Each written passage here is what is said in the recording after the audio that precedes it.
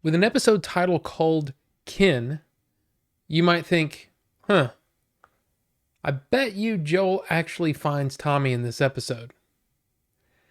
Let's talk about Last of Us Episode 6 called Kin. Now, like always, this is not a play-by-play or anything like that. I'm just going to talk about some of the things that stuck out to me, some of the points in the episode that I thought were important to talk about. But there will be some spoilers. So yeah, if you haven't seen the episode yet, now's your warning. The episode starts off with the 3 months later tag, and we immediately meet Graham Greene as Marlon and Elaine Miles as Florence. And I have to say, just in a very, very short amount of time, I want to see more of them. And Graham Greene is one of those actors that I've known for a very, very long time. First thing I ever saw him in was in Dancing with Wolves, and then Maverick, and then ever since he's had these roles where he shows up in these little supporting roles, and he's always fantastic. So yeah, I kind of have to agree with Eric Vespi, who said, yeah, maybe we need a series with these two. I wholeheartedly agree.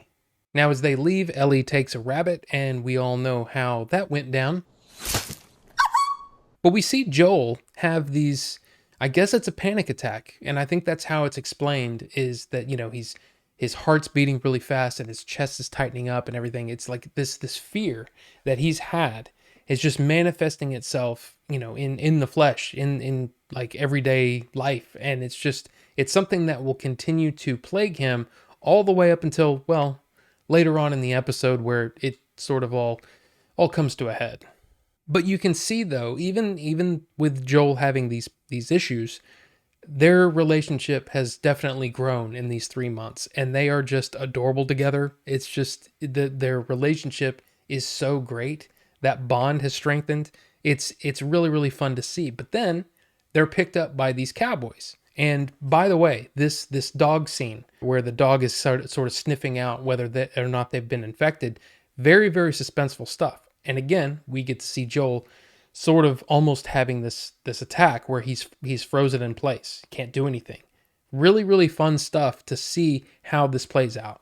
And once again, this show is gorgeous. I mean, I know I've said it before, but it's every single time, every single episode, I'm sitting there going, this is amazing looking. This is the set design, everything is just impeccable.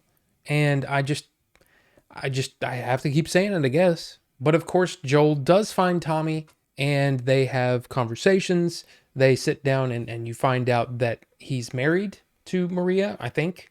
Maria is played by Rutina Wesley. And again, their character actors are amazing. The casting for these people, right away, you know exactly who these people are, and you feel that they're like real people that have lives. They don't just feel like I'm here to say a line. No, they feel lived in. The characters feel lived in, and that's just not easy to do. Joel and Tommy sit down and have a drink, and he's not exactly truthful about Ellie at first, which I found really interesting, that he didn't feel like he could just right away put it out there and be able to trust Tommy completely. And I thought that was really cool. But then they do have this little scuffle where you find out that Maria is pregnant, which is why Tommy is not willing to put himself out there the way he used to. Joel leaves, and he has another one of these attacks, seeing what he thinks is his daughter. And it's beautifully done. And of course that leads to what happens next. After cooling off, Joel tells Tommy later on in the day that yeah, Ellie is immune, and that he's been having these panic attacks because he feels like all he does is fail her. And it's beautiful acting by Pedro Pascal here. Just really, really good stuff. And of course, the agreement is that Tommy will take her the rest of the way to the Fireflies. Now, Joel and Ellie have this fight that, according to the making of at the end, that this is almost directly lifted from the game. To be perfectly honest with you, I did watch the playthrough. I never played the game, but I did watch it years and years ago, so I don't remember everything. But yeah, this seems like something I'd seen before. And of course, this is also the way that it's shot. It was immediately reminded me, oh yeah, this is one of the images that was released like way before the show came out. This image of Joel, and where he basically says, you have no idea what true loss is. And Ellie says, everybody I've cared for has either died or left me. Everybody except for you. And he's just like, you're leaving in the morning, basically, and leaves. And then the next morning, Tommy comes to pick her up. Ellie leaves. Ellie goes with him. They go to the stable. Joel is there, and he's like, I've been trying to steal this horse for 30 minutes, but I realized that, Ellie, you deserve a choice. And she puts the bag in his hands, says, let's go. So yeah, I guess that's it. So Tommy, says his goodbyes, and they depart for the Fireflies. Beautiful scene after this with the shooting practice between Ellie and Joel, and it's just another one of those examples of their strengthening bond. I mean, and this is immediately afterward. So there wasn't any like, oh, hey, I didn't mean it or anything like that. No time for that. Let's just move on. And you know what? I really, really appreciated that. It was cool to see that their relationship sort of had a little speed bump, but they're right back on the road, and yeah, it's good stuff. They get to this town and no one's there. At least they don't think so.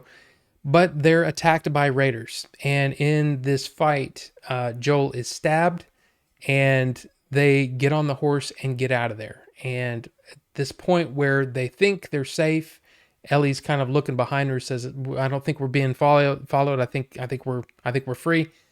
Joel falls off the horse, and the episode ends. And it's just this fear on Ellie's face that I can't do this alone. I can't do this without you. It's just, again, it just makes you want to watch the next episode. And we've got to wait. And we've apparently are waiting longer than we thought we were. But next week's episode is going to be from the DLC, which is this, I'm just going to say it. It's an episode with Ellie and Riley. And I remember watching the DLC, but I don't remember exactly everything that happens.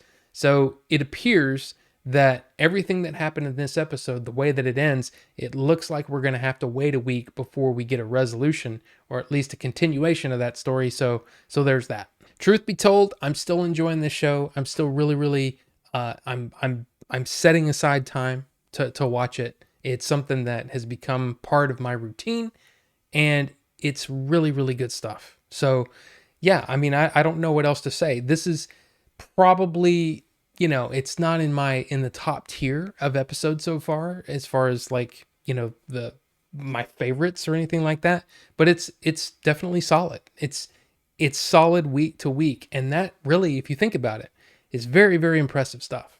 So, The Last of Us episode 6, Ken, what did you think of it? Let me know down below what you're thinking. And of course, I'm really curious about those who have never played the game, never seen anything about the game, and you're just watching the show. Do you think every week you're like, oh yeah, everything's going to work out this week? I'm kind of curious what you're thinking. So let's talk about it. Anyway, well, thank you all so much for watching, and we'll see you on the next one.